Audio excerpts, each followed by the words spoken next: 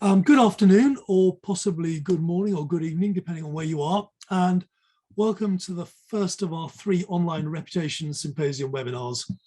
My name's Alan Morrison. I'm Professor of Law and Finance at the Saïd Business School. My co-convener for this event is Rita Mota, who's the Intesa San Paulo Research Fellow at the Saïd Business School.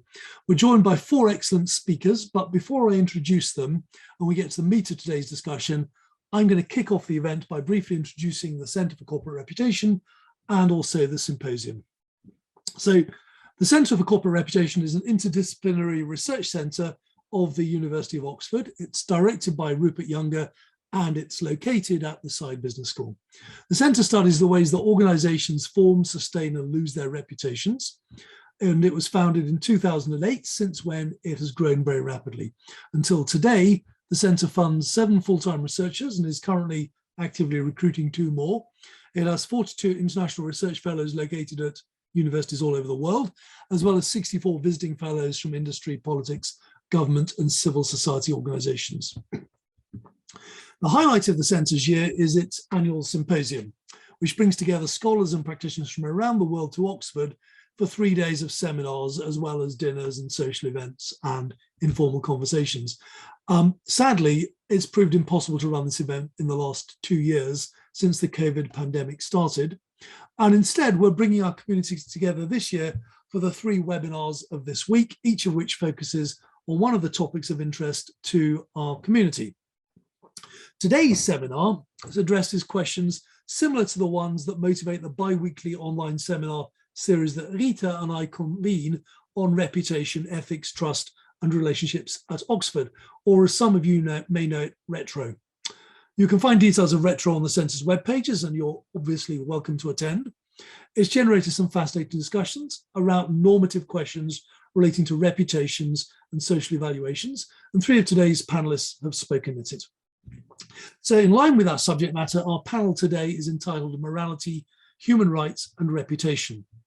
I hope that we'll be able to address questions about the role and effectiveness of reputation and of the court of public opinion in identifying and policing organisational human rights obligations, as well as questions about the relationship between private ordering devices like reputation and public policy and hard law.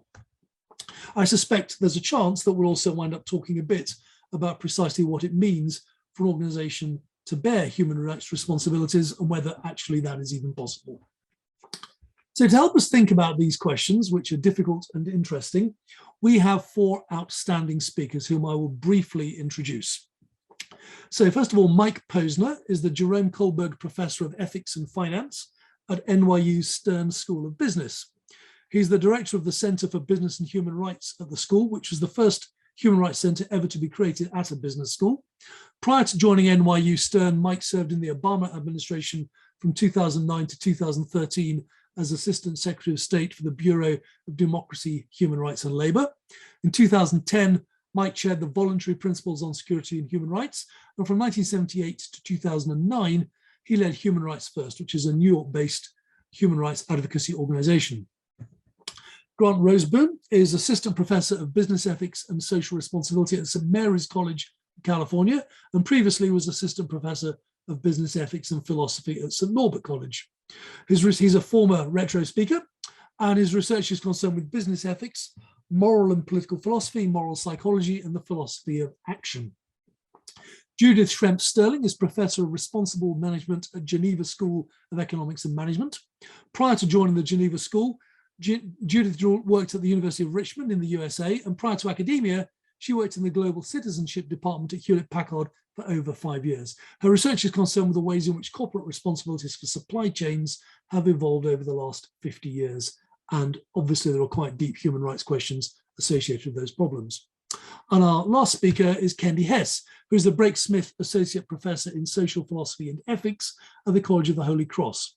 Before that, she spent 15 years as a corporate environmental lawyer. And these days she writes about corporate agency and moral obligation, as well as capitalism, the environment, and the nature of work. So the seminar will work as follows. Each of our speakers is going to have up to 8 minutes to make their opening remarks. We'll then give each of them a very short time to make brief follow-up remarks in response to their co-panelists, if they wish to, and then we'll open the floor to questions. I'm hoping for a lively debate, But because there are so many people here today, we need to be slightly formal about the Q&A format. So if you want to ask a question, please type it into the Q&A box and either Rita or I will relay it to the speakers. We're going to finish promptly at 5:30 p.m. That's 5:30 p.m. Oxford time. And Mike's going to speak first, followed by Grant, Judith, and Kendy. So, Mike, the floor is yours. Thank you, Alan, and thank you for having me as part of this. By way of introduction, I thought I would really focus on 3 points to sort of set a broad framework for the discussion.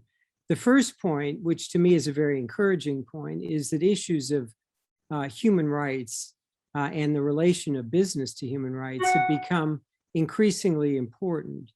They're important in part because there's greater visibility into what's happening in the world. We live in a connected world where people have access to information in real time.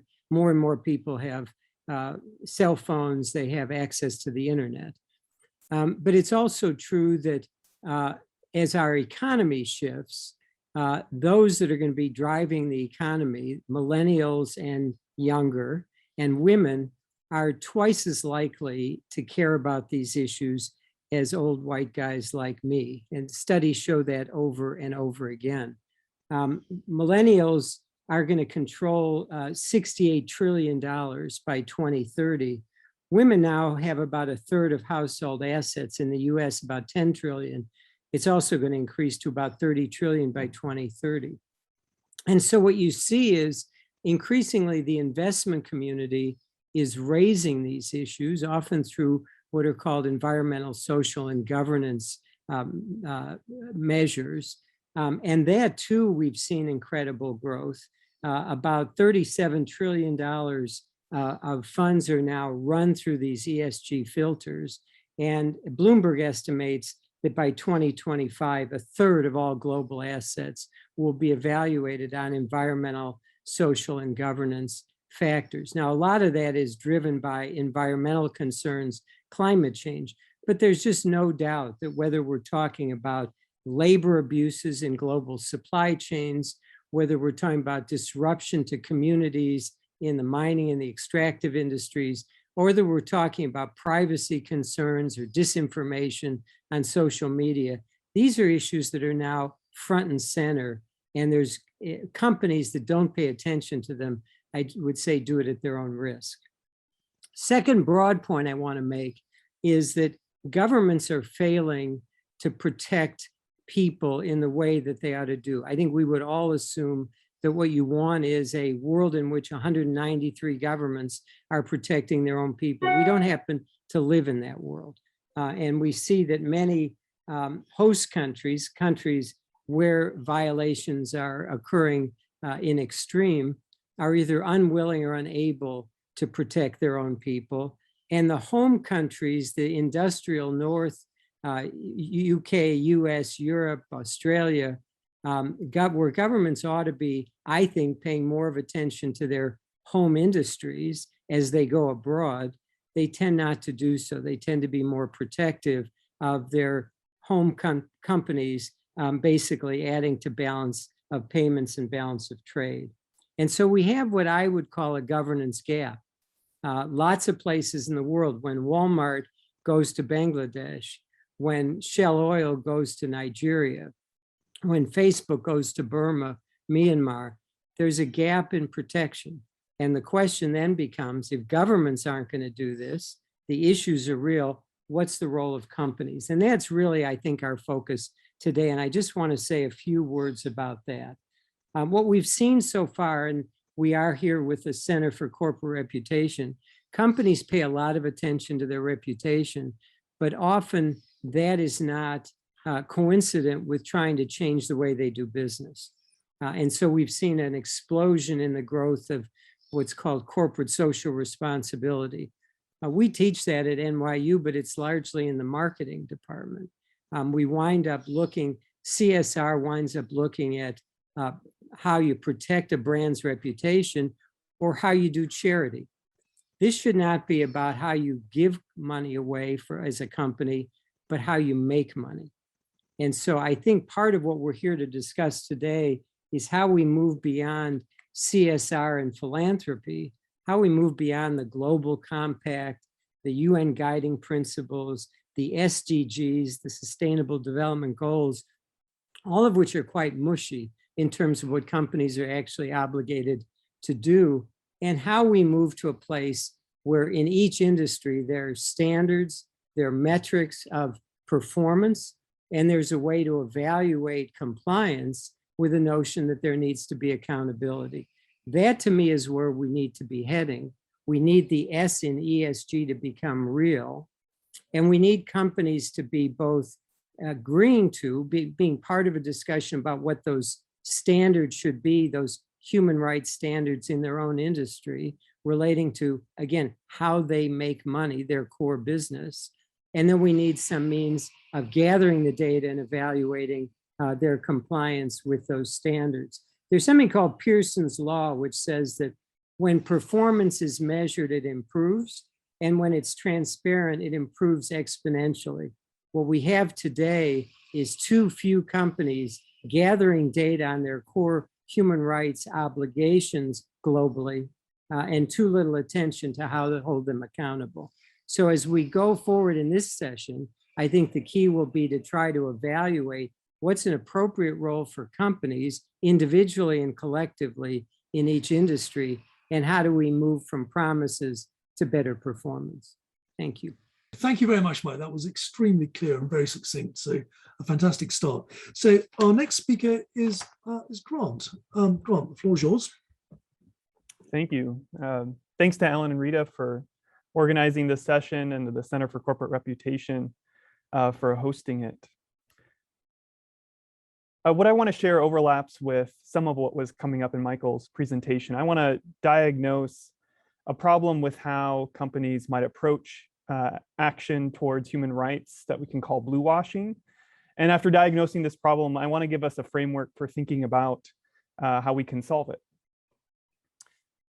So the problem of blue washing runs parallel to the more familiar problem of greenwashing, which was already brought up.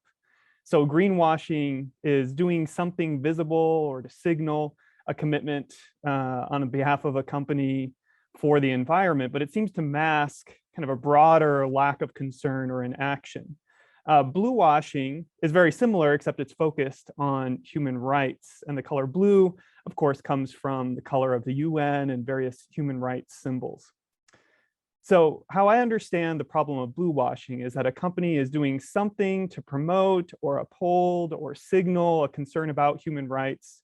But as with greenwashing, this seems to mask a broader lack of genuine concern or a broader lack of commitment. The problem of blue washing initially arose in connection to the UN Global Compact and companies that signed on to it. An early example, a much discussed example, of course, was Nike, which was an early member of the UN Global Compact, but at the same time was allowing deplorable sweatshop conditions in its apparel factories. More recently, another example of this sort might be Starbucks, which very visibly promotes its cafe principles about how it procures coffee and how it's trying to establish some sort of fairness towards coffee growers. But yet, at least in Brazil, it looks like the conditions on some of Starbucks coffee plantations where it buys some of its coffee seems to not live up to the standards that would be suggested by the cafe principles and that we think are in line with human rights. Now, why exactly is this a problem? I don't think blue washing is a problem because we think companies need to do or spend more in all of these cases. Maybe that's sometimes true, but I don't think that's always the case. I also don't think it's a problem about avoiding PR or marketing. It's true, it might be in part a problem about focusing only on PR or marketing, but I don't think we need to avoid PR or marketing to avoid blue washing. I also don't think it's a problem about companies just doing the bare legal minimum. I think we can avoid blue washing while still having companies that are motivated in part just to keep track of what they're legally required to do. I think the problem is better understood in terms of the fact that when a company is blue washing, it seems like they're picking and choosing which human rights they're choosing to uphold or ignore, and they're choosing which stakeholders whose human rights they're caring about. And I think this points to really the deeper heart of the issue, which is when a company is blue washing, it seems like they don't really have an overall corporate attitude or orientation that takes human rights seriously, and specifically takes humans seriously as bearers of human rights. And this goes to the issue of whether or not companies warrant trust or reliance from stakeholders. When companies warrant trust, they're inviting stakeholders to see them as partners that deserve admiration, that signal goodwill, that they can view as partners in solidarity for pursuing the social good. When companies instead just elicit reliance, they're saying you can predict that I'm going to do some good things, but there's nothing about my overall orientation or attitude that warrants your trust. Now, we have a pretty good grasp on what trustworthy, or what we might call more broadly creditworthy attitudes or orientation looks like in individual human agents. We don't have yet as good of a model of what this looks like in corporate agents, and that's where I want to point us today. So in individual human agents, we know that it's not enough just to do the right thing if you want to invite people's trust. What you need are creditworthy attitudes where you regard others as intrinsically important and you signal that they matter to you. Now, human rights are one way that people are important. And so what we want to think about when we think about companies avoiding blue washing is how is it that they can cultivate an overall corporate attitude or orientation where they regard people as important in terms of their human rights. Now, what are human rights? Well, they're basically the standing to make certain claims or demands, to be treated fairly in terms of labor practices, to have access to clean water, and so on. So when you regard someone as having the standing to make those kinds of demands, that's an attitude of respect. That's a particular way you're registering them as important. You treat their claims as decisive by default. You can't ignore them or take them lightly. And you also see yourself as accountable directly to them for following through on what they have the standing to claim. So where this leaves us is trying to understand how corporations can cultivate attitudes of respect for humans as right bearers. And I think it's helpful to think about this at two levels. One, we can think about a company's decision-making procedures. Are there reliable, well-established procedures of tracking potential human rights violations for any human rights, for any stakeholder, and treating those violations as game stoppers? We just don't go there. Are there information gathering mechanisms so that a company stays vigilant about these potential abuses? And is a company poised to issue apology and recompense directly to victims of human rights abuses, seeing the company as accountable to them? I think we should also think about organizational culture. Are people in the company taught and kind of encultured into talking seriously and directly about human rights? Do they tell stories about the impact of what they do that puts a face on all of the stakeholders who are human rights bearers? And I think something that's important here is avoiding euphemisms when rights are at stake. We all have our favorite euphemisms about, layoffs or whatnot, right sizing, not a good fit with culture. It's just collateral damage. When we're talking about human rights, I think it's important to have a corporate culture that doesn't use euphemisms to gloss over what's at stake, but instead talk about it directly and seriously. So I think the problem with blue washing is that a company does something in the direction of human rights, but this masks a broader lack of commitment. What's needed is a creditworthy, trustworthy attitude of respect for humans as rights bearers. And I think we do well to think about how this kind of attitude could be realized at the corporate level through both decision-making procedures and a culture that cultivates respect for human rights. Thanks so much. Thank you, Grant. The blue washing thing speaks very nicely to questions about social evaluation. What you said is a very nice extension of some of the ideas that Mike said. So that helps us to set the scene. Judith, you're next up. The floor's yours. Thank you. So thank you again for inviting me. I'm excited to be on the panel. I think also my short comment will tie in nicely what Mike and Grant have said. I actually go maybe a step back in the sense that I want to address two questions, and the first one is already on the slide. So I want to talk about two questions here, and this is, what do human rights have to do with business? And the second question is, if hopefully some of the things that you've heard today maybe encourage you to maybe tap into more on the research side. So I want to talk about what the current status of business and human rights scholarship is. Mike already kind of touched upon where we have to go, let's say, in practice. And I want to also maybe push a bit, where do we have to go in research and scholarship? So first things first, what does human rights have to do with business? Well, the answer is pretty easy and straightforward, everything. And Grant made already a nice overview of that. But let me start with maybe what human rights are.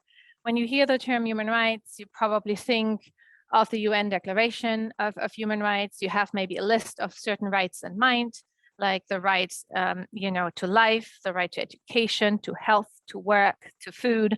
And this is all true. However, I want to go a bit deeper than just a list of rights and make the case that human rights are moral rights. So really link it also to the topic today, morality, human rights, and reputation.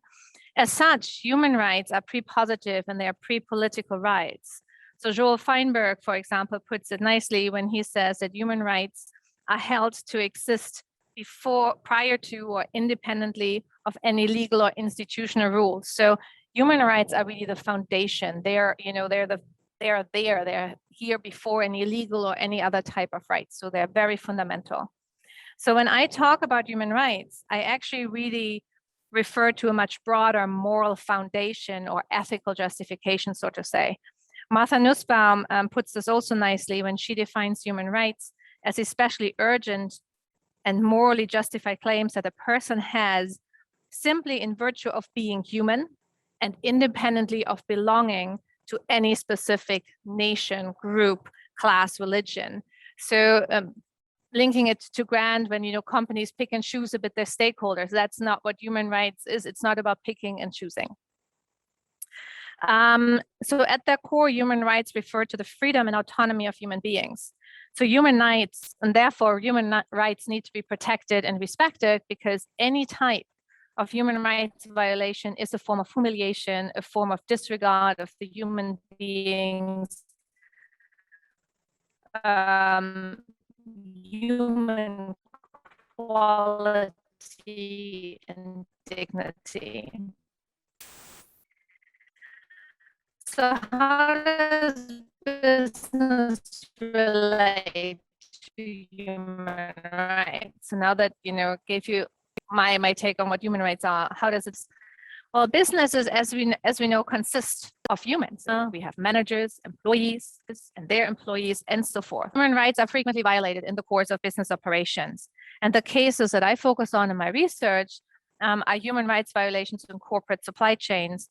That is how products are produced, materials are resourced, extracted, and so forth. And one particular issue I want to focus on for the 2 minutes is modern slavery. So modern slavery is defined as a recruitment, movement, harboring, or receiving of individuals, that is children, women, men, through the use of force and coercion for the purpose of exploitation. So modern slavery is linked in large part to business practices and their global supply chain. And a critical part of managing supply chains is finding the low-cost labor and resources of sufficient quality and efficiency to reduce overall production and supply chain costs. So supply chain management ultimately relates to the boundaries of a given business. That is, whether it is more efficient for a business to produce something itself, or to contract it to another party to produce it. So from a strategic perspective, and that's also what we teach in business schools, businesses are counseled to focus on and internalize the parts of supply chain for a product or service in which they have an advantage relative to other firms, and then to outsource the rest. As a result, labor is now mainly outsourced up to a point where it doesn't cost anything. But from a sensible perspective, that's not possible. So the outsourcing and subcontracting model provides incentives throughout the global supply chain to subcontract further and to reduce the cost of labor to an extreme extent. And that leads then to modern slavery and also other human rights violations. So modern slavery is the outcome of large-scale social structures that are created by and consist of multiple actors, including business, and thereby is an endemic and integral part of global corporate supply chains. Some scholars describe modern slavery and also other human rights abuses as a byproduct of our global production system. And the global production system has created an abusive labor supply chain that feeds into the product supply chain at any point in the production process and replies to the demand for cost cutting, reduced liability, and flexible work orders. So to answer the first question, human rights has everything to do with business. Let me stress, though, that I'm not saying that businesses cause modern slavery or they cause human rights violations per se. Yet, their business practices, such as their cost-cutting strategies, their global supply chain management, their business model, contribute to a context that creates and maintains human rights violations. So in my work, I argue that business is socially connected to human rights violations, and it is this social connection, the fact that their business model relies on human rights violations, that businesses have a moral and ethical responsibility for those human rights violations and to provide remedy to those rights, to those whose rights have been violated in the course of the business operation. So quickly to turn to the second question I want to address. So given this intertwinement and connection between business and human rights, scholarship on business and human rights has been thriving over the last decades. And we heard from Mike and Grant also, initiatives, corporate behavior that really also kind of contributes to the thriving of scholarship. BHR scholarship is highly interdisciplinary and it's scattered across different academic disciplines. And I'm sure in the audience, we have representatives of each discipline. That's law, philosophy, management, political science, accounting, and so forth. So broadly speaking, business and human rights scholarship addresses whether corporations have human rights responsibilities, and if so, what such responsibilities mean for corporate behavior. And here on the slide, there are different ways how you can maybe divide business and human rights scholarship. I did it here with three broad questions. The first stream of research in business and human rights looks into, why should business have human rights obligations? And I tried to answer it already in my brief comment earlier. But yeah, these, are more like normative questions. Legal scholars that kind of looked into what does the law have to say? What does ethical theory, morality have to say about it? And the result of this research stream is they do have human rights obligations. I think now the next step is to really think about how far does it go? Where does it end? And then the second stream of research is really the next step. So if they do have those human rights obligations, what do they look like in practice? How can corporations implement them? So, and then, tying it into what Mike and then Grant were already a bit saying, what are they doing to check their supply chains? What are they doing in terms of joining those initiatives and the risk of blue washing and greenwashing? So here it's really about how can corporations really respect human rights, implement it in their supply chain? How can they ensure their suppliers adhere to the standards? And then last but not least, a rising stream of BHR research. Now we also looked at the outcome, the so what question. So if they implement it, what really comes out of it? So what's the outcome? What is the most effective way in providing remedy? What's the most effective way in managing human rights? And maybe also linking to Mike's opening statement, what's the best way in overcoming maybe the CSR issue? So how can we move beyond CSR? And, what are the most effective ways of doing it? So business and human rights scholarship is desperate in having more empirical research, really data to really understand how you can provide remedy and how you can actually really minimize human rights violations or basically put them to zero in the supply chain. So I leave it at that. And I think Kendy is next. Thank you. Thank you, Judith, for such a clear framing of some important questions and some conceptual clarity that will help when the Q&A opens. Our last speaker is Kendy. The floor is yours, Kendy. The screen, I think you mean. Okay, I don't have any slides to share. I'm just going to kind of talk a little bit here. Did I manage to unmute? I've been having trouble with this. It's all good. All right. So one of the reasons I'm wrapping up, and actually Judith gave me a really nice lead in here. I'd like to preface my remarks by saying I am all in favor of corporations taking responsibility for human rights. I think they should be much more active around that kind of thing than they have been traditionally. And so I think there's a lot of problems with contemporary business practice that need to be addressed. I want to make that clear because in a way, I feel like I'm about to disagree with everything everybody else just said. So I do think there are problems with contemporary business. It's not a laissez-faire kind of thing that I'm advocating here, but I do want to advocate some caution.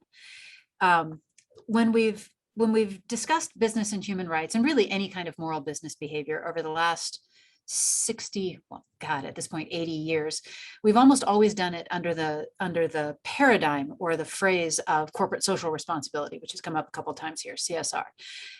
There are historical reasons for that I'm not going to get into here, but it was a simply horrible choice.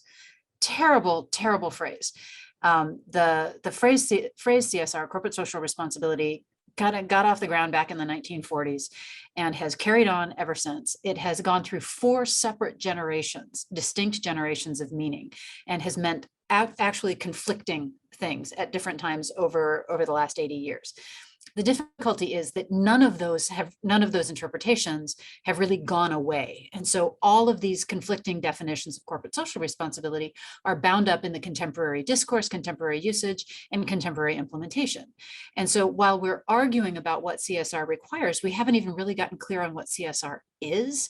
And so the whole thing is just a mess. Under cover of that conceptual confusion, there are a couple things that have been going on. And so I've advocated in some of my work that we need to stop even talking about CSR because the phrase is just junk at this point. And we need to piece apart the pieces that have been captured under CSR because some of them are really important and some of them are really problematic. And I think we need to disentangle those. And so the first thing that's captured under the broad, messy banner of CSR is just corporate moral responsibility. What is social responsibility? Nobody knows what social responsibility is, right? That's one of the reasons it gets so messy and fluid. Moral responsibility. We may not agree on exactly what it requires, but we all kind of know what it is. We start with this before kindergarten about what moral obligations are and moral responsibility. And so corporate moral responsibility, at least on my approach and an increasingly common approach, is simply to take corporations or other kinds of business organizations and firms, it's not necessary that they be legally incorporated, and apply traditional moral standards to their behavior. Don't lie, don't cheat, don't kill, be respectful, right? All of these things can be applied to corporate agents. And there's been a lot of work in the metaphysics of corporate agency recently that supports that kind of move. Now, it turns out that when you just start applying your basic garden variety moral obligations to corporations, you get most of what people want out of CSR. And you do it under a different paradigm that's been much more carefully developed and articulated over the last 2,500 years or so. So if we adopt the paradigm of corporate moral responsibility, we can draw on all of that work about how, handling conflicts and priority and bias and roles and all of the rest of this stuff. So corporate moral responsibility is a big piece of what people want out of CSR anyway. It's just clearer. Now, once you have corporate moral responsibility out of the way, there's still 2 things left that kind of happen under the banner of CSR. This is one of the points that I think is one of the most interesting points that need to be developed. There hasn't been as much work on this. And this is what corporate social responsibility really should be, but that phrase is ruined. So I'm calling it corporate community responsibility or citizenly responsibility. I don't really like the citizenship language because that sounds specifically political, and I want something broader. And so can't use that phrase. Community obligation, community responsibility is the kind of responsibility that an agent, me, Acme, has, not just as an individual, but as an individual that is a member of a community. right? So it goes beyond don't lie, don't steal, right? To the kinds of obligations for assistance and support that we seem to owe to those that are immediately around us, those with whom we're embedded or enmeshed in these kinds of mutual dependencies. So there are obligations that are like that extend out into the collective because we are a member of a collective, and corporations can have those too. And so we have corporate moral responsibility, 2,500 years of that. We have corporate communal responsibility, or whatever we're going to talk about, that has to do with their outreach to the communities within which they are embedded. The last thing that's happening under the banner of CSR, and this is the one I'm really worried about, is what I'm calling corporate political responsibility, CPR. Sometimes it's also called political corporate social responsibility, and people are actively advocating for this.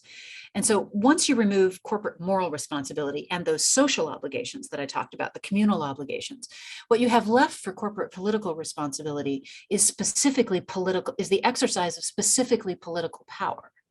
And I don't mean the exercise of political power through lobbying, right? Through, sort of sucking up to an established authoritative government or something like that, or even attempting to guide it or appeal to it. I'm talking about corporations being asked to exercise political power in the sense of governing, of exercising coercive authority over people outside of its own membership in some way. And again, this is called political CSR. There are a lot of people advocating for it, specifically for the reasons that Michael brought up at the beginning of this, about the governance gap. There are problems in the world, people not being treated well at all, people being horribly exploited, the environment being destroyed, people not being provided with water, with healthcare, with adequate schooling, with basic security. There are places where these things are not provided by the governments. And often in these places, there's this big, wealthy, powerful, effective corporation just sitting right there, able, in many cases, to provide these things. And so it's really easy to say, God, wouldn't that be great? Wouldn't that be great if they would just do that? And part of me wants to say, yeah, they should. And I do think they should in an emergency, that they should step in, just like any neighbor should step in an emergency. But when corporations are asked to provide these long-term, then more and more they're starting to act as a non-elective, non-answerable, non-transparent, they don't have any of those structures, government. And that I find really troubling. And it comes up particularly in connection with human rights, because, should a corporation be treating its own members, respecting their human rights and protecting them? Yeah, sure, yes. But the supply chains, right? Part of me wants to say, yeah, go get them. Look at that, right? They're not treating their workers well, and you have power, so you go make them treat them well. You stand up to the bully or whatever. But that's exercising coercive authority, and in many ways, I'm not going to get into the history of colonialism, but the people that we're asking to bear the brunt of our corporate social responsibility are not necessarily the ones that are in the best place to do it any more than their employees are. And so that's also troubling. But my concern here is that we're, again, asking over and over that they exercise coercive political power without any of the constraints or protections that are supposed to accompany that kind of authorization. And I'm as worried as I am, I'm not willing to say that we shouldn't do that, because again, I think the governance gap is a serious problem. Somebody needs to fix it. But I think that we need to be much more cautious and articulate about what the limits to that kind of ask should be, and what kinds of constraints we need to impose on the corporate actors that we authorize in that way. This is where I go back to Spider-Man. With great power comes great responsibility. Stan Lee is, by the way, the original source on that. I spent weeks tracking it down, and it's Marvel 17. So everybody knows about that now. Thank you, Spider-Man. But the converse of that is that with great responsibility comes great power, and we don't pay attention to that often enough. So as in favor as I am of a lot of the things that have been discussed by my co-panelists, I would also like to sound a note of caution that we think about it before we give too much power away. Thank you, Kendy, and thank you everyone for your excellent and thought-provoking contributions. I'd just like to remind the members of our audience that they can use the Q&A function to ask any questions, make any comments, and we'll pick those up in a minute. But for now, I'd like to give our panelists some time to briefly respond to each other's points of view. So Mike, would you like to take a couple of minutes to respond? Sure, all good comments. And I guess I want to react to a couple of things that Kendy said, because she's raising really a very useful set of questions, and particularly the first and the third point on moral responsibility, corporate moral responsibility. I agree very much that's a very useful framework, but it winds up, to me at least, raising the same questions about assessing and creating accountability. So we can say that a company has a moral responsibility to treat workers well, or to deal fairly with people in the communities where they operate, or to avoid harmful content on the internet if you're a social media company. But at the end of the day, somebody has to enforce that. And we have a long history of companies doing what's best for the bottom line in the short term. And so I think whether we call it human rights or we call it moral responsibility, we still face the problem that companies are making money in ways that undermine human rights, and we've got to figure out how to deal with that. And then the second point I would make to the more interesting, in some ways, notion of corporate political responsibility, I very much agree that we have to be very careful in delegating or designating what companies are obligated to do, as opposed to what they might be able to do because of their power, their resources, their access, et cetera. And there's a lot of attention, I think, now that falls into the kind of charity realm. You know, a big company goes into a poor country and all of a sudden they're building a playground or they're building a school. That, if that's voluntary, I suppose I don't, I understand the generous nature of that. But I think we ought to be focused here on how companies are making money. What's their core business activity? And what are they doing that they need to do differently? And again, where governments are failing to provide a strict legal obligation, then the question is, how do you get companies to begin to behave ethically, morally responsible? And that's where I think we have a big gap.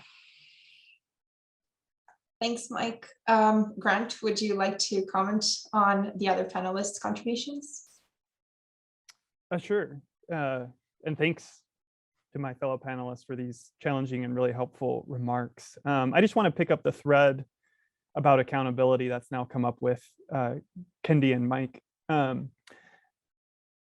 think when we think about companies beginning to regard themselves as accountable for following through on the full range of human rights that are kind of within the ambit of their operations, I think something that's helpful to keep in mind is that really ultimately they're accountable to the human rights bearers themselves.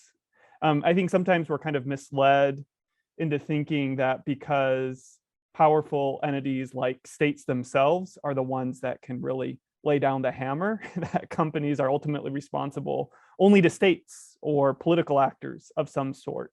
Now, while they play an ultimate role, I think it's important that when we think about companies cultivating procedures and policies and cultures that take human rights seriously, they need to be ultimately directed at the human rights bearers themselves, namely human beings. That's who they're ultimately answerable to, even if individual human beings, especially in some of these most deplorable situations, aren't ones that have very much power to exercise that accountability over powerful corporate actors. And I should say, in my thinking about this, what it would look like for corporate agents to have attitudes where they regard humans as rights bearers to whom they're accountable. Even though the work is still emerging, Kendy's own work on this topic about what corporate respect looks like has been helpful. So even though she's offering us some notes of caution here, I think her work also gives us a nice basis for thinking about what the right kind of corporate orientation looks like. Thanks, Grant. Judith, would you like to go next?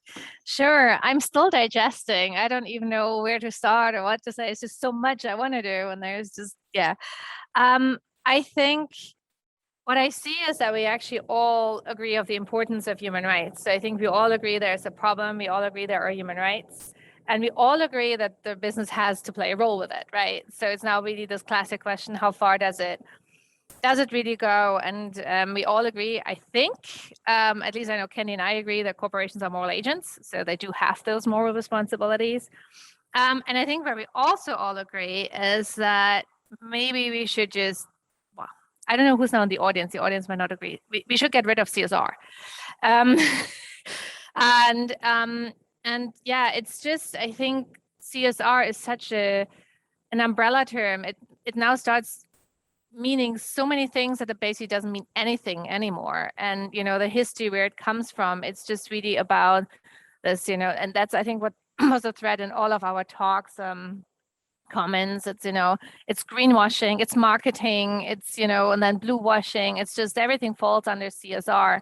And what I like about the terminology of human rights, so it gets just more to the core. It's just something so much more fundamental, foundational that, it means more to me. It's just more serious. It just gets the urgency out, which I like about the terminology of business and human rights.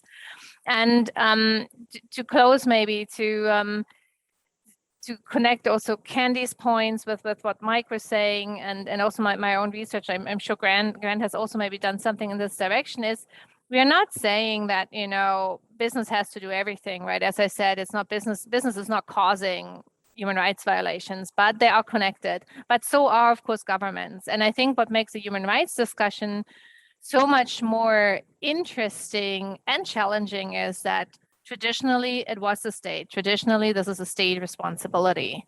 But as Mike, I think, made a very good point, the states are failing. However, we see that the state is reemerging. We do have rising due diligence, human rights due diligence, popping up in different countries now. So I think a bit to Kendy's point, I think the governments are also listening, and the stakeholders, in terms of we can't just give corporations the responsibility / power. So you see it also emerging. So I think your word of caution is good, and we need that. And I think we will just need to see how this sort of parallel discussion on, I would now call it business and human rights, or the business model on human rights, or I don't know how we want to call it, and then the role of the state, how this will kind of, develop over the couple of years, intertwine, because I think that line, that there needs to be some line, but we don't know where that line will be, right? So, all right, thank you. Thanks, Judith. Kendy. Yeah, I already started talking. I was like, yeah, I know, right? Like, I don't know where to draw the line. I would have published it by now if I knew how to draw that line somewhere, right? Most what I've been doing so far is just insisting that we need to recognize that there is one and start talking about how to divvy up those powers. And kind of to bring all of this to close and then open it up to the audience, picking up on Michael's earlier point in response to mine, I agree that a lot of this does come back to reputation, and that accountability is ultimately going to be answered by reputation and by public response. And this, I do a lot of work with environmental ethics as well. And one of the questions that we're always answering is, well, what can I do? It doesn't matter what I do, because there's all these huge powers and huge shifting forces and corporations and governments, and what difference does it make? And I reckon that, and that's a real concern, and we talk about it, but I'd say the same thing about business that I say about the environment, is that ultimately, those corporations and those governments are made of people. Thank you, Mitt Romney. Sorry, insider baseball, but they're made of people, and ultimately they're answerable to people. They're not answerable to any of us individually, but they sure care about all of us collectively. And if we're not out there talking about this, if we're not out there showing that we are concerned about it, then they have no reason to be, because they're already answerable to the loud voices. And so even if my boycotting Walmart or my refusal to drive a car, or what, even if my actions there aren't going to force Walmart to treat people better, or force people to deal with climate or fix the climate, it signals to other people that this is something I care about, that I'm willing to inconvenience myself for. And the more I do that, the more I live those values out loud, the more cover I provide for other people to do that. And as more and more people start to do that, our political representatives and the corporations that care about us, most corporations aren't public facing, so it's harder to get at them. But the ones that are, they'll pay attention to with the more noise we make. So if we show by our individual actions that we care, that is holding them accountable. It's not 1-to-1, but that's not the ratio. It's 1,000,000 to 1, and there's more of us and we outnumber them. So if we show that we care, they will respond slowly, sluggishly, and resentfully, like a teenager dragged out of bed. But they will, because they care about their reputation. Thanks, Kendy. I will never be able to get that image out of my mind. But it was very clear. So I guess we can start with some of the questions from the audience. There are some of them already coming in. I'd like to remind everyone to please use the Q&A function, not the chat. And there's a very interesting one here from Tanya Olson that I think Mike would be a good person to answer, and then perhaps Grant as well. So Tanya is asking about this collective versus individual legal responsibility. And she's asking whether when accountability is taken seriously by companies, if that would not also entail individual legal responsibility, which could then become expensive and risky. And she says, if it does this become a regulatory problem? Because individual managers or companies are not very likely to take on legal risk voluntarily, at least not without a potential increase in profits. So I thought Mike could tell us a bit about the legal responsibility part of it. And then maybe Grant, would you like to comment on the moral responsibility at the individual collective level? Yeah, sure. It's a good question. And Judith mentioned a little while ago that some European governments and now the EU and some other countries are now talking about a legally mandated due diligence requirement. This is a kind of, I would say, early effort by governments, by Western governments, to say we're going to hold companies, including our big companies, in some manner accountable for what happens. That's a legal obligation. It'll wind up in courts. It'll wind up in front of regulatory agencies. The term due diligence is, to say the least, not clearly defined. Every company is going to say, of course we exercise due diligence. And this is part of the problem. We keep sort of going from one vague phrase to another. But I think inevitably, either companies decide individually or collective within an industry, we're going to create some ways, some standards for ourselves that we're going to hold each other and the public accountable to. The public should hold us accountable to. Or there's going to be more legal regulation like these due diligence laws. If you look at corruption as a kind of analog to what we're talking about here, Foreign Corrupt Practices Act in the United States is 40 years old, the anti-bribery law in the UK. Companies know that they have to actually prevent their employees from giving a bribe. If they do, there's a penalty attached to that. There are legal consequences. So I think the choice for companies, I don't think we're going to allow them still to say, right now companies say, oh, these are aspirations, we're on a journey, we're trying. That's not good enough anymore.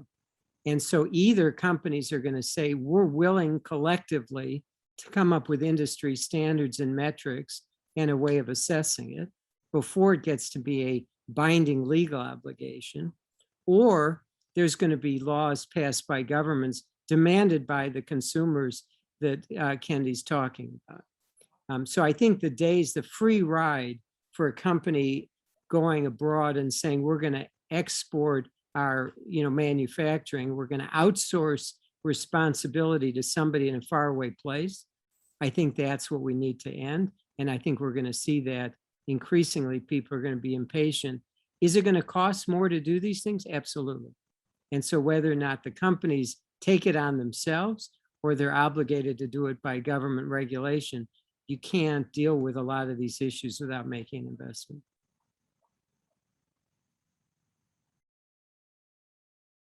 Did you want me to follow up, Rita?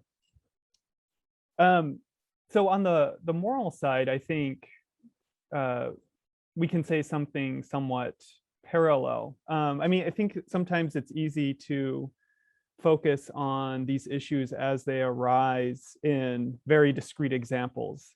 One company with a chain of sweatshops in one country violating a specific set of human rights and then being called on to rectify that. But really, when we think about this at the moral level, how these rights come into existence in the first place and how they bind agents, including companies, to respect them, is that they don't exist discreetly. They bind everyone collectively. I think this goes back to the point we've been discussing about how these are kind of communal obligations that have to be taken on. And so when you think about corporate actors beginning to take human rights seriously, it's not just one company that, at least at the moral level, has to think of itself as really going out on a limb. It's just a way of recognizing that I'm one member of a much larger community that's bound by a package of obligations that are determined by human rights. And so if there's risk at the moral level that's being taken on, it's risk we all take on in virtue of living together in a community. Now, of course, that's not how it always is felt in particular discrete situations. But again, if we're thinking about what it means for companies to begin registering human rights, not just as things they pick and choose to avoid problems here and there, but as a package, a system of rights and corresponding obligations that they take on, it's not just them taking them on as one agent, but recognizing, hey, I'm a part of a larger community that includes lots of other companies that are also similarly bound by these obligations. And that's how we together need to start thinking about them. Thank you both. Alan, would you like to take the next question? Sure. A question appeared from Kathy Rosinko, and she later said she thought the question had been answered, but I'm not sure that it has. So I'm going to ask the question and expand it slightly. It's really a question for Kendy, and I think possibly also for Judith. So Kathy asks, well, she asked you for more examples of political responsibility, which suggests that she thinks the notion of political CPR is hard to pin down. It's hard to know what the boundaries are to that. And I, as you talked about it, I thought something very similar. So you talked about the ability to exercise coercive power as being the thing that identifies corporate political power, and political responsibility is about how that power is exerted. And I just wonder if it's actually possible to draw lines around that. So I'm thinking of Elizabeth Anderson's brilliant book on private government, in which she basically says all the time in everything they do, large corporations have coercive power. So in some sense, this power exists and is being used all the time anyway. So is it possible to distinguish this? I mean, is there, I'm not sure if this is what you intended it to mean, but I thought you were identifying some distinct specifically political behaviors. And I wonder if that's true. I mean, I wonder if actually business and human rights is partly about just understanding how we pin down the abuse of that coercive power, whether it's, sweatshop workers deep down the supply chain or people working on the tills who have no choice at all about when to go to the bathroom. And I guess the question I had related to that, which also I guess is one that Judith may have things to say about, is once we recognize that we need to place limits on the abuse of that coercive power, and we identify that governments aren't going to do that for us, you acknowledge that there's a need to establish limits if governments aren't going to do it. Is there some practical way we can go about building institutions that will help corporations to rise to this challenge? Okay, I just had a whole book explode in my head. Like there's so much to say about all of those things. So I guess I'll go back and try to say a little more about what I mean by this idea of CPR. And this is something I'm still developing. So, so you're right to identify that as something that needs to be articulated more clearly. I think I see two two pieces come to mind when I'm thinking about what bothers me about, because again, I've been advocating for the moral obligations for 20 years now. So I'm in favor of that, but there's this thing around the edge that where I start getting uncomfortable. And I think part of what I'm trying to get at with this idea of CPR or political CSR is that there are certain areas that are typically reserved to the government. And different theories mark out different areas. You know, liberals and libertarians don't agree on what the government's job is, but even across very different political theories other than anarchy, there's a sort of an overlapping core about the health and safety of the citizens. And some of those get really expansive, some of them are very narrow, but there's a response that the government has a certain responsibility. Legally, it's called the police power to ensure the health and safety and well-being at some basic level of its citizens.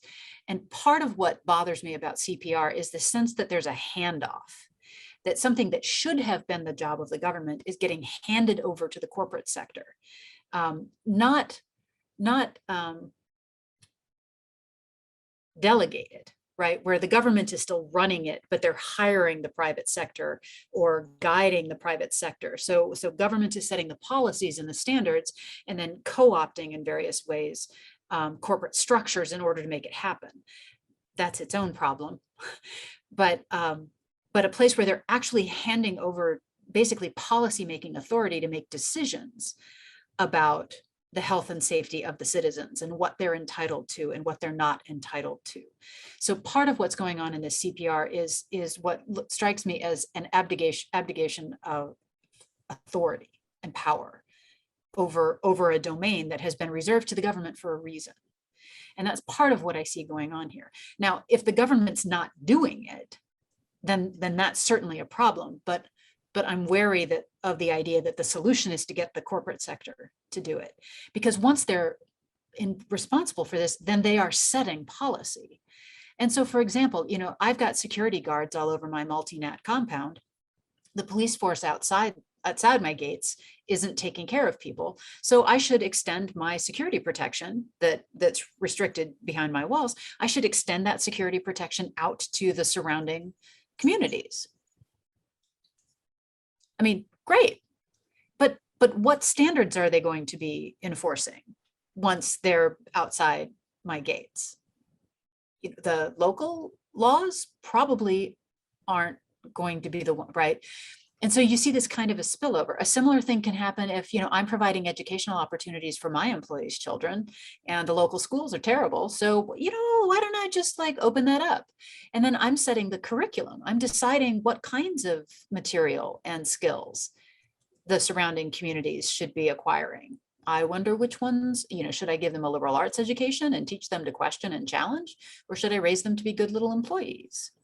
Well, right. So that's one of the concerns that I have about the political move, is that it's an abdication of governmental authority that should remain with the government. The other piece of it is this idea of coercion. And I agree that, you know, when you're that big, you're sort of just sitting there, you're being coercive as a kind of an attention suck and just the implicit power that you hold. But the direct enforcement over supply chains, for example, makes me really nervous, you know, where I'm not only telling you that you need to provide these goods to me, but I'm telling you how you're going to do it. And I start kind of micromanaging your local space. And, you know, if what I'm telling you is that you have to protect your workers from sexual harassment, well, yeah. You know, somebody should be making sure that's happening. And if the local government isn't doing it, then I'm glad that BPM, you know, or whoever is coming in and telling you not to do that. But there's a history of corporations extending their control outside of their gates. And we see it with the Pullman communities back in the United States. We see it with the British East India Company in India. I mean, there's a corporation running a country. How'd that go? And so those are the kinds of political activities that I'm particularly worried about and trying to get at with this idea of CPR. So I hope that kind of fills. Thank you. I feel the need to have you over to Oxford so I can argue about this at length. But in lieu of that, let's go to Judith. This question of how when corporations are forced to take quasi-political actions, they can establish appropriate guidelines when governments are falling down on the job. Do you have thoughts on how that might happen? Yeah, well, I've thought on that, and also just Kendy made me just, reminded me actually of a story from Hewlett Packard. As you were saying, I used to work for Hewlett Packard in their global citizenship CSR department. Yay! It was not, for some time, it was not part of the marketing department for some time. But anyway, there is an interesting story that. What HP has done for a long time, managing their supply chain, very important, respecting human rights. And they were, for example, they were really enforcing the rule through their supply chain in terms of overtime. That was really important. They capped it and they audited. And however, what happened when their suppliers also enforced it? What happened actually in that moment when the HP supplier said you're not allowed to work more than 50 hours a week, whatever the cutoff was. Those people left the HP factories and they went across the street where they could work this overtime because they needed to work, because they needed the money for their family. And that example just sticks to me because you had a company that was trying to do the right thing. And now we can discuss, is this political responsibility? Was it coercion? But it just shows the systemic problem of human rights violations, of labor rights, that if you don't understand the context, you can't take political responsibility without really knowing this context. So I think that example just sticks to me all the time when I'm thinking about what can we tell corporations to do, because they had a good intention, but there are actually two issues. They have not really solved the problem. They just cleaned their hands, right? But they haven't solved the problem. I saw you unmuted yourself. Do you want to get up on that? I love that. And that raises, that kind of helps me see another piece of what was bothering me, is that governments have this broad encompassing authority. They have influence or control, not control, but influence over education policy, over unemployment benefits, over Head Start programs, over the environmental consequences. So governments have the authority to address the whole system, and the system is the problem. Trying to clean little spots just makes everything a mess. And so by asking corporations to take too much responsibility for what happens, we're choosing an actor that can't adjust for what's going to happen next door. The government could say nobody works more than 50 hours, or apparently 40, what was that? The World Health Organization just published a thing about working more than 36 hours a week or something. The government could enforce it against everybody, but tragedy of the commons, if you just have individual actors imposing these kinds of constraints without controlling for the systemic nature, I'm afraid we're just going to make it worse. I don't think the University of Oxford got the 36-hour memo. Rita, over to you. There's a really interesting question here from Rhonda Rager, and it's addressed to Kendy, but I'd like Mike to give us some thoughts as well. So Rhonda is asking about who gets to decide what is the moral responsibility, whose morals. She gives the example of Texas, where Republicans in power think they're doing the morally right thing when they limit abortion rights, and Democrats see women's right to choose to be the moral decision. So who decides what's moral? And she's also asking, is it okay to impose Western values of moral behavior on non-Western societies? And this is something that people have been talking about a lot recently, the potentially neo-colonialism that we're all engaged in when we're talking about business and human rights at a global level. And I guess, Kendy, respecting Rhonda's wishes, I would like you to share some ideas with us about this moral standard idea. And Mike, if you could tell us a little bit from the legal and policy perspective, how do regulators think about these questions? What's the correct standard to have in mind when you're trying to regulate business conduct that is global in nature and that inevitably covers areas of the planet that have very different ways of looking at issues that for most people in the global north, for example, might be very trivial, like child labor is wrong, whereas people in other areas of the planet might think it's actually absolutely necessary, and you should not be preventing us from doing this. So Kendy, if you would like to start us on this. Yeah, the answer to that question, of course, is either like a month long or sort of meaningless. So I'm going to go for the quick, very unsatisfying response, and then, hand it over. So I think the biggest thing about corporate moral responsibility is I'm advocating for that because it gives us a framework to work with. So it doesn't solve our problems at all. It's not like once we've adopted CMR, we're like, whoo, solve that, next problem up. What it does is it gives us a framework to work with. And so I think the answer to the question of what the moral thing to do is still takes forever. It has to be resolved every time. For corporations, just as much as for us human moral agents, you never know. It's always a process of consideration and discussion and discourse. Moral responsibilities aren't like legal responsibilities. They're not written down somewhere. Sorry, flashed on Mel Brooks in The History of the World. They're not written down somewhere where we can argue about, well, if we move the comma, then it's a little bit different, right? They're not the same as the legal bright line ones, and those aren't that bright. So the moral responsibilities are something that have to be discussed and settled on, preferably involving the people who are going to be affected.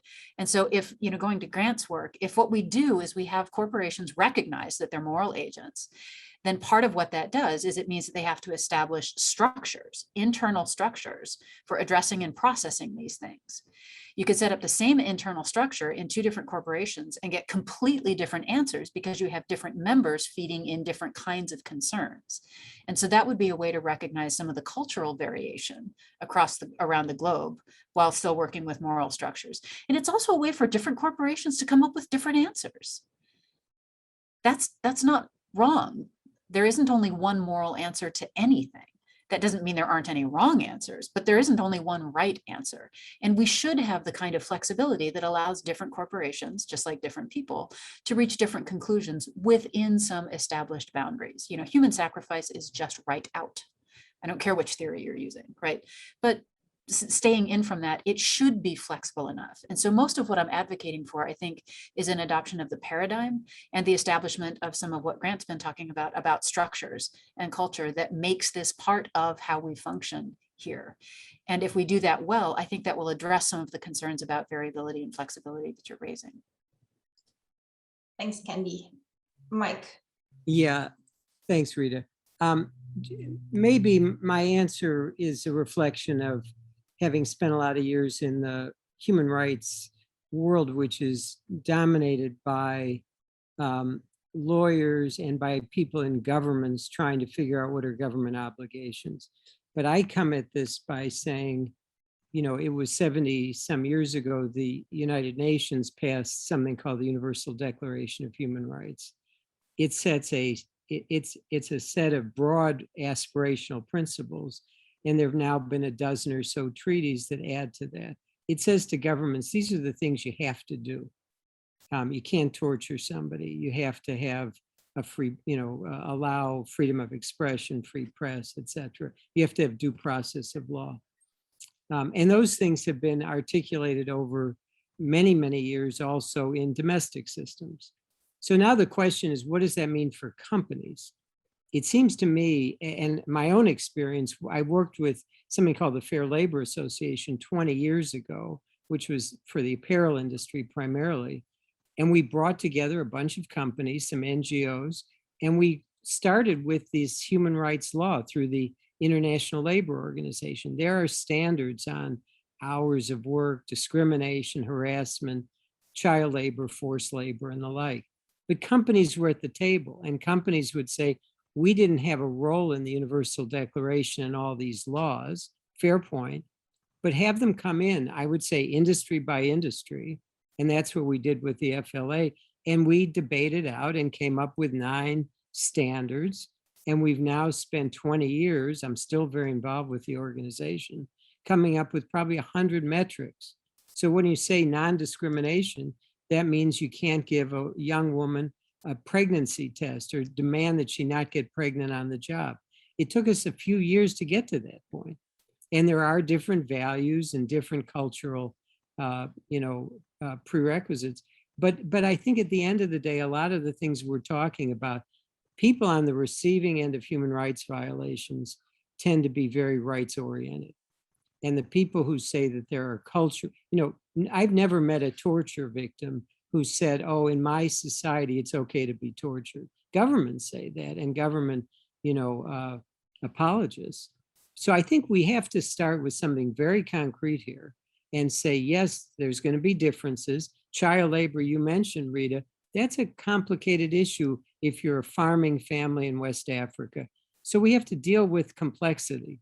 But I think we need to start with standards that are clearly articulated, that companies come to the table and negotiate, and that we then figure out way to measures, metrics, ways to evaluate, and ultimately to create some measure of meaningful accountability. And as much as I like the notion that Kendy's talking about different companies going different ways, I don't want every company on a different journey using a different set of standards. I've seen that too often, and the result is often that people's rights are not protected. Thanks, Mike. Alan? We have a question from Rupert, which is addressed to Grant. So Rupert Younger, who's the director of the Centre, says, thank you for 4 fantastic sets of insights. And he homes in on Grant's notion of a concept of a culture that is fit for purpose. And I also found your discussion of culture interesting, and there's obviously quite a lot of things one could tease out of this. Rupert's interested in some examples. So could you identify the sorts of culture and what specific corporate actions might flow from a culture that would represent best practice, in your opinion? Something reasonably concrete. Sure. Yeah, I think what I mentioned in the talk was what not to do. And one of the examples there is to avoid the use of euphemisms when we're kind of talking around human rights issues. But it's kind of easy to come up with the what not. It's a little harder to come up with the what to do. I think a helpful place to start is to recognize that one of the things corporate culture does is shape what people see when people in the organization talk about what's happening. Like, what do we actually see as significant, worthy of mention, worthy of asking about? What kinds of questions get taken seriously? And these are the sorts of informal practices and signals that can really shape what kind of culture a company has around human rights. So a kind of vivid example that comes to mind is in a famous documentary about the Enron scandal, for instance. There are wildfires, and this is kind of top of mind because I'm in California in the middle of wildfire season now. There are wildfires that were encroaching on power plants, and you had people in the boardroom in a culture that was in effect celebrating the destruction of this power plant, because what they saw in that was an opportunity for making some quick money. What they weren't seeing was the devastation that this would bring on individuals. So I think a more concrete, though perhaps maybe not as concrete as Rupert is looking for, of an example would be a culture where when those kinds of events are reported in a company, what people see, what they talk about, how they react, and what they remark upon directly concerns the potential human rights that are at stake. And this has both a verbal component. What are people actually saying? What are the questions we ask about? And do they tend to be about the potential human rights abuses? Do we ask about what is the impact going to be on people's ability to have a living wage and pay for necessities? What is the impact going to be on people's access to clean water? But there's also an emotional component. How are people taught to react and feel when they hear about these events? Are we taught to be gleeful about the potential destruction of power plants, or instead are people somber and worried and signaling that we should be outraged at potential human rights abuses? So those are the features of culture that seem to me pretty salient when we think about cultivating the right kind of culture. So you're making some quite big assumptions about how corporate culture can supervene upon an individual's view of the world. Yeah, at least when they're participating in the culture. And there have been studies done about how people's dispositions and character traits and attitudes can shift as they shift in and out of different social contexts. And so I think corporate culture can create a kind of context where people's dispositions in terms of what they pay attention to, what they care about, how they respond, can in part be largely shaped by corporate culture. So you're right, that is a kind of assumption in that piece of what I'm putting forward, but I think it's been pretty well borne out in various kinds of social psychological studies about how people's frames and views and attitudes can shift as they move across different social contexts. Right. Rita. Thanks, Ellen. There's a really interesting question here from Will Harvey about the relationship between human rights and environmental concerns that I think has a lot to it. And I suspect Kendy might react with, oh, there's a whole book there, but I will still ask this question and expand it a little bit anyway. So Will is asking about potential examples of where businesses address environmental issues, so the green and human rights issues, the blue together rather than separately. And Will's asking, for example, if you know, businesses that have very large carbon footprints and so are contributing to climate change and biodiversity depletion, but they're also displacing communities or marginalizing vulnerable people in particular parts of the world. And I guess I'd expand on that a bit. And I think, Judith, you might be able to give us a good answer to this. What's really the relationship between environmental concerns and human rights in terms of corporate attention, in terms of how people expect corporations to behave? Can we usefully frame environmental concerns in human rights terms? Is it a bad idea to do so? Traditionally, there's been much more focus under the very messy CSR umbrella on environmental questions than on human rights questions. So could you give us some thoughts on this relationship? And then I see Mike waving quite a lot. So if you want to say a couple of words, that would be nice. Ooh, maybe Mike wants to go first. No, good question. When I talk about human rights, it's just funny because everybody has this idea of what human rights are. And I still remember presenting it a couple of years ago, paper on this, and then colleague friend just was like, what are you talking about? And he directly jumped on this environmental side that just felt so much more manageable, I guess, because you do have, you know, the carbon emissions you can measure. It was just very interesting in terms of this compartmentalization of human rights, environment rights, or like, anyway, so back to your question, but just kind of showing this is it kind of goes together, and actually they are quite intertwined if you really think about it. If you know, newspapers are full of climate change, global warming, you know, we have fires. I mean, those fires, they are due to, you know, the heat, and, you know, we have lack of water, and yes, that's an environmental issue, but yet again, it impacts humans, right? Their way of living, their access to water, clean water, and so forth. So they are intertwined. I feel that for companies, it feels so much easier, and I'm curious what Mike and the others think. I feel companies, you know, think it's easier to jump on this environmental train just because it is a bit more, yeah, you know, you can measure how much water you use. You can measure, you know, your solar panels and all of that. With human rights, it's way, way softer. I remember a couple of years ago, I was at excuse me, cats have rights too. She's hungry, right to food is violated right here. I was a couple of years ago at a session with the Working Group on Business and Human Rights in Geneva, and they were exploring or just posing out this question: would it help if we put value on the different types of human rights / human rights violations? So really try to make it more measurable. And everybody in the room was like, oh, that, you know, the stomach started cramping. But I think this is, one difference between some of the environmental aspects versus the human rights. It's like this you measure, while human rights is still sort of, yeah, there's, there's child labor, there's, something, or like the pregnancy test, how do you, it's not quite on the same level while it's as important. So I'm not sure I answered the question because I think it's just really kind of contentious. So I'm curious what Mike will do with that. Thanks, So just a couple of quick comments. One, I think there are two areas where the environmental and human rights world have come together. One is what's broadly called environmental justice.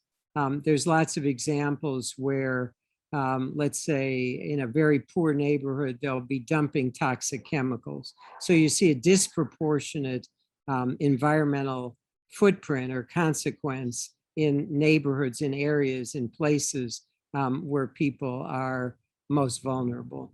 The other place is in the area of environmental activism, and especially in the most repressive authoritarian states, governments are not happy with any kind of activism. And so they tend to be targeting environmental activists. That becomes part of a broader human rights discussion in a place like China. There are many, many examples of that, but we can see that over and over again. The last comment I would just make is that there's also potentially some conflict between the two. And a great example to me, my colleague, Judith's colleague, Dora Bauman-Pauli, has been working in the Congo, trying to create some human rights standards for cobalt mining. We are all eager to have electric cars to deal with climate and deal with carbon footprint. And that has created a huge demand for an essential element of battery production, which is cobalt. And so there's a race to open up space for cobalt. It turns out 70 or 80% of cobalt in the world comes from the Democratic Republic of Congo, which is a place, again, with a massive governance gap. And so the human rights issues there are slowing down the production of cobalt, which is making it harder to produce batteries for electric cars. So we've got to be mindful, and I think companies need to keep both human rights and environment in their purview. Thank you very much, Mike. That was extremely clear and very helpful, and also wonderfully timed, because I promised at the very beginning of this session that we'd stop at exactly 5:30 UK time, and it's now exactly 5:30 UK time. So you timed that with extreme expertise. So thank you very much for our panelists for really fascinating sets of remarks, and for our audience for great questions. I'm sorry, there are quite a lot of questions not answered here. That often happens. We'll make sure that our panelists get copies of the questions. The entire seminar will go up on the Centre's webpage in due course, so people who want to watch it can do so. And tomorrow afternoon, the second session of our online symposium will take place. It will be about authenticity, and it will be chaired by Michael Jensen. So hope to see many of you there again tomorrow. But for today's panelists, thank you again. And we're going to stop there. Thank you.